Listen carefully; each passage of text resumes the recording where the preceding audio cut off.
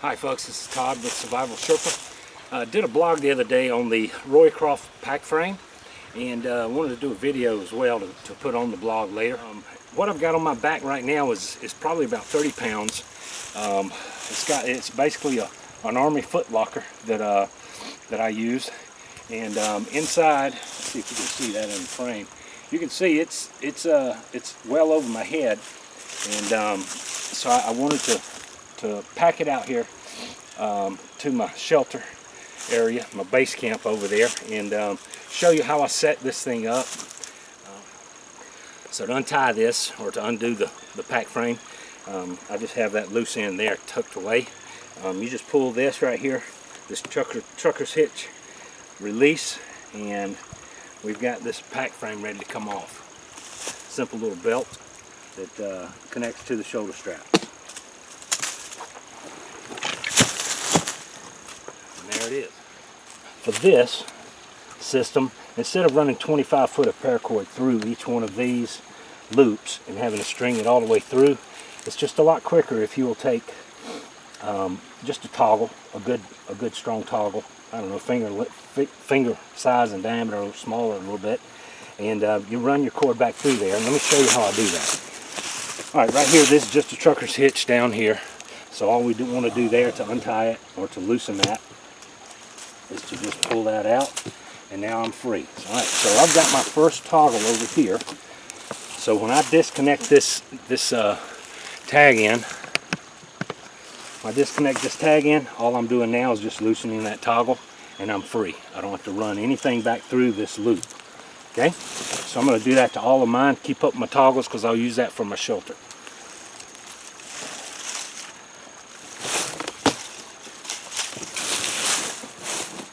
Again, this right here, this toggle, now that the rope's loose, pulls out, and I've got line that is free over here.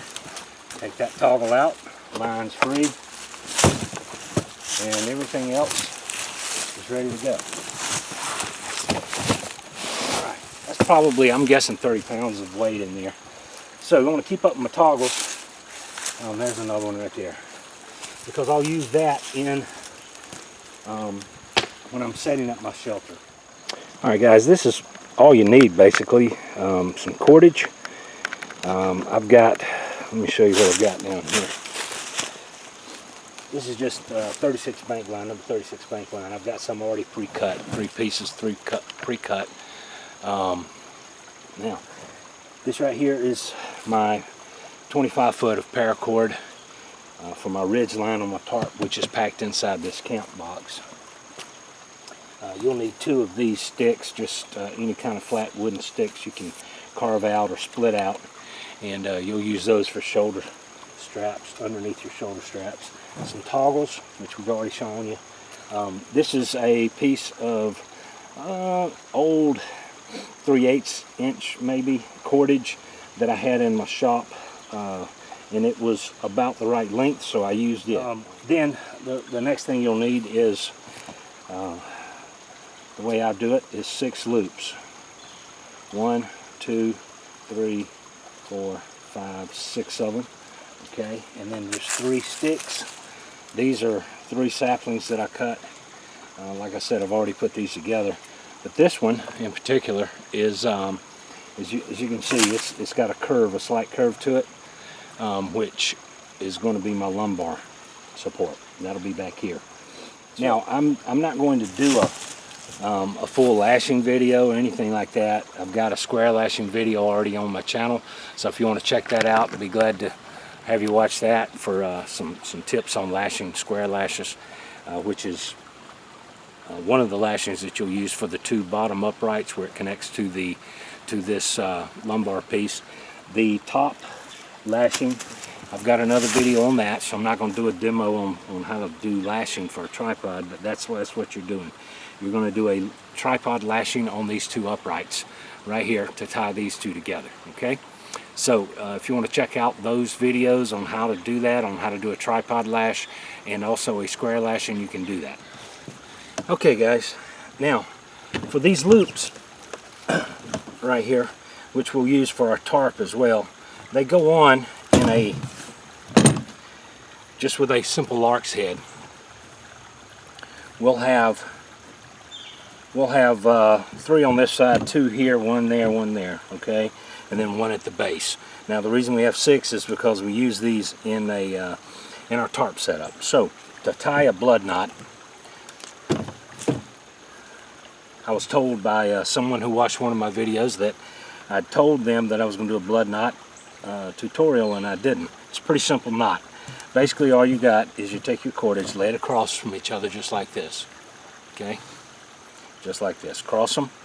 Now what we're going to do is we're going to take this one end right here and tie a knot, an overhand knot, on this line right here, okay. So all I'm doing with the cross, I'm going to hold that cross piece and I'm just going to come over here and tie a knot, overhand knot, on that line, okay. Now once I tie that on, I'm going to take my other tag in, and I'm going to do the same thing on this line right here, okay. So I'm just going to come over, tie a knot in it, give me a little bit of tag to play with.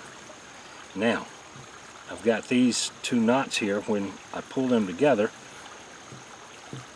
forms what we call a blood knot, fisherman's knot. Depends on who you listen to. Either one, you want to call it whatever. That's the knot that we use that makes the loop. Now this is a little longer than these.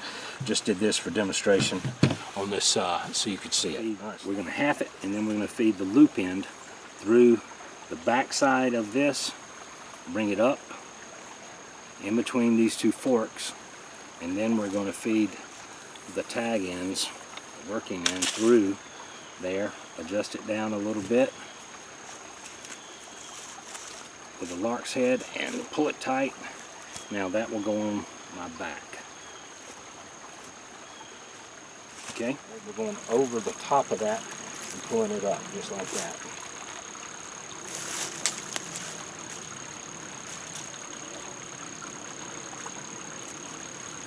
Okay. All right, now. All right, so once we have the empty frame on our back, we want to be able to tie this off. You can tie a square knot, you can tie any kind of knot you want, but if you want a quick release knot, I recommend the hillbilly come along, or as we call that's what we call it growing up, or just tie a trucker's hitch in it. So what you're going to do is to tie a trucker's hitch. By the way, there's a video tutorial on how to do this knot as well on my channel. You can reach back, give yourself enough room, take the loop, twist it over itself, and grab that long tag end and pull it through to make a slip loop right there. Okay, now we're going to take our other part of our belt, pull through, tighten down, get everything adjusted, and once we're tightened down, we're going to squeeze here. Once we get it tight as we want it, you'll have to get it tighter with a load, but for purposes of looking at this, we're just going to take a loop up through and back down through that small loop that we created. Pull it tight. Okay. Now to get rid of that pack, all we're doing is pulling that slip knot out, and we're off. Okay. I want to take this pack frame now, and I'm going to set it up with a tarp and just some essential stuff that I would take camping. Okay, one of the things I love about the bushcraft, woodcraft community is people point out things that would make things better, projects that you're doing or whatever. Well, Chris Noble over at Master Woodsman, I posted this blog on Facebook and on my blog, obviously, and one of the things that he told me, one of the suggestions he made was the way I had this lumbar lashed, I had it lashed to the inside. He knows Moore's Kochansky and has spent time with him, trained under him. He told me that Moore's makes his lumbar lashed to the outside of the frame with my back here, the outside of the frame, and it made perfect sense. He said it gives a slight shelf for things. Well, I hiked out here to my shelter with this 30-pound box of stuff with the edge of the box laying on the edge of the frame like a shelf, which worked out really well. So Chris, I really appreciate your suggestion on that. Now, one thing I didn't mention earlier was the measurements for these sticks, And Moore's says that for the lumbar piece, you want that piece to be from elbow to fingertip. So if you can see that, that's about how long this lumbar piece is, elbow to fingertip. Now, for the uprights, there's two of them, you want those to be about armpit to fingertip. And that's what I've got here, okay? So if you can see that, that's armpit to fingertip. So two of those, and you're in business. Okay guys, I've got the frame. Here's the lumbar, here's the apex of the A-frame, and I've got the tarp laid on top of it, and I've pressed down into it just enough, hopefully that you can see. But here's the triangle of the tarp, or of the frame with the tarp pressed down into it. Now, what you can do is take a sweater, or in this case I'm going to just use this Wooby to add some padding to it. Of course, obviously this will serve more than one purpose in padding. It'll keep me warm at night as well. So I'm going to stuff that down in there, just kind of get it down inside the frame as much as possible. Okay. Next, I'm going to take my wool blanket here, and I'm going to put items inside of this wool blanket that I would take camping.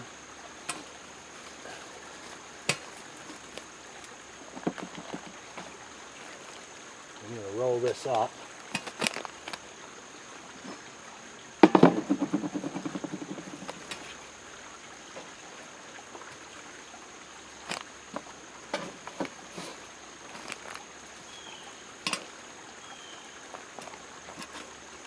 Inside my wool blanket.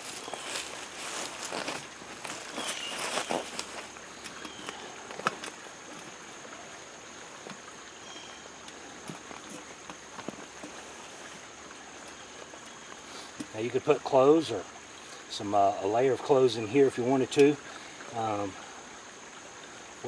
However long you needed to go, you could pack a lot of stuff in here. All right, now we're going to put that right on top, going long ways, so that when we fold this in, it's going to cover everything. Now here's the base, the lumbar support right here at my fingers, right at the base of the blanket. And I've got the hard stuff right here. I've got the cook pot. I've got some other items right in here, which will press down good enough to push this Wooby through and give me the added padding that I'm looking for.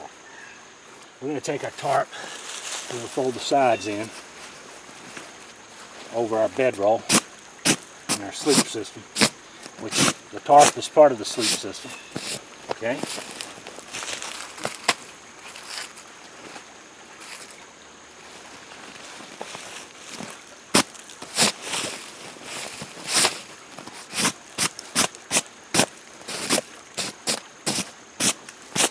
All right, now from here we're going to take our end first, and we're going to make an envelope basically out of this tarp. So we're going to pull our end, the bottom part of our tarp up.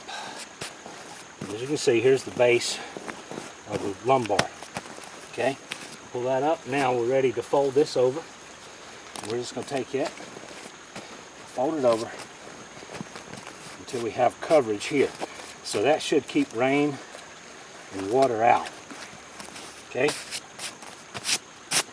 All right, now we're ready to lash this pack onto our frame.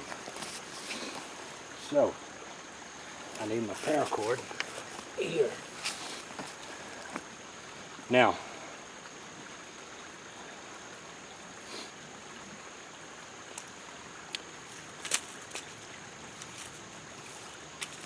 about 25 feet of paracord.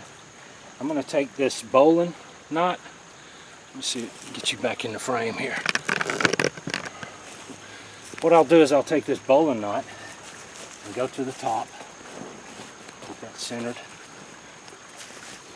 and I'm going to just loop it over one of those one of those cross pieces. Now, with my loop down below, I'm going to use my toggles.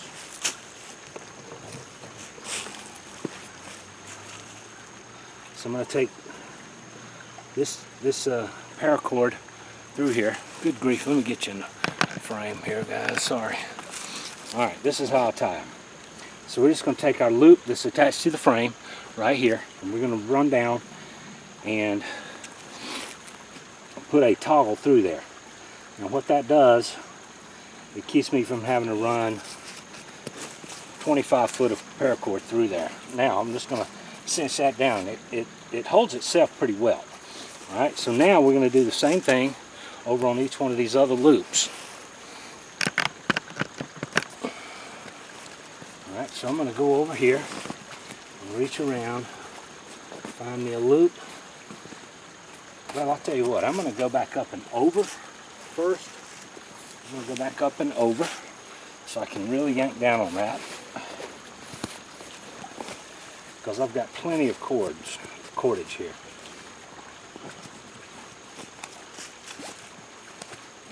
"25 foot of it this way.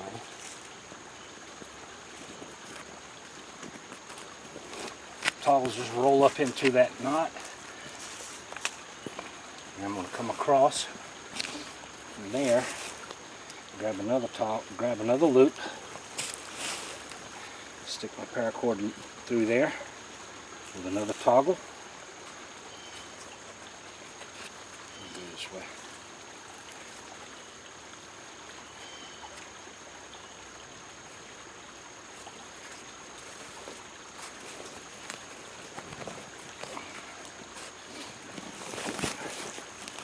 What we got so far. I'm going to run back across top here, run through another loop, put a toggle in, cinch that down. Okay? That's what we got going so far. Come across, all we're doing is making crisscrosses. Find another loop.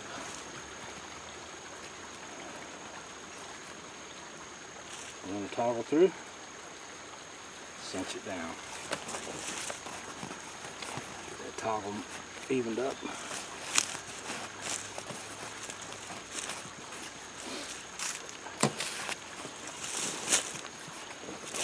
Okay.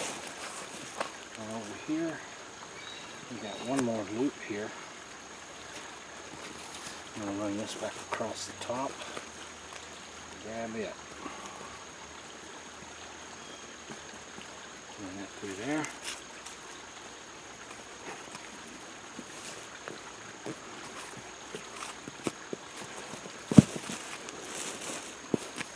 Cinch that up.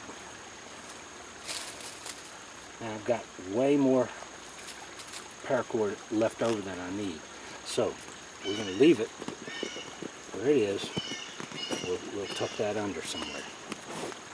Now, to terminate and tie this thing off, we're going to do the same thing that we did with our belt.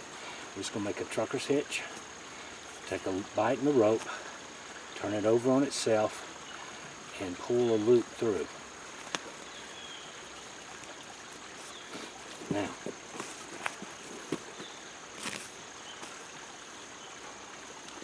I'm going to run back through here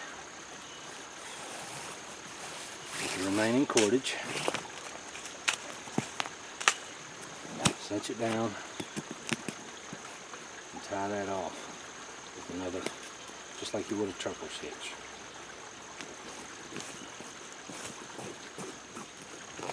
It's packed up, ready to go. Now, here's the back of it. As you can see, we've got a decent pad right here. That wooby is going to be nice support for my back, and we're ready to go.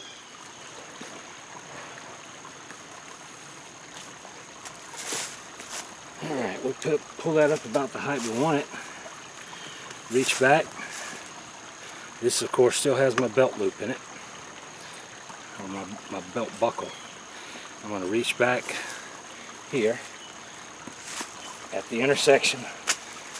You grab that, put the rope under it.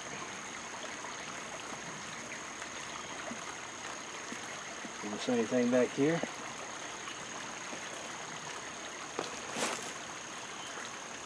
Get it up where I want it. Tweak it a little bit. Feels good. Now I'm ready to tie off.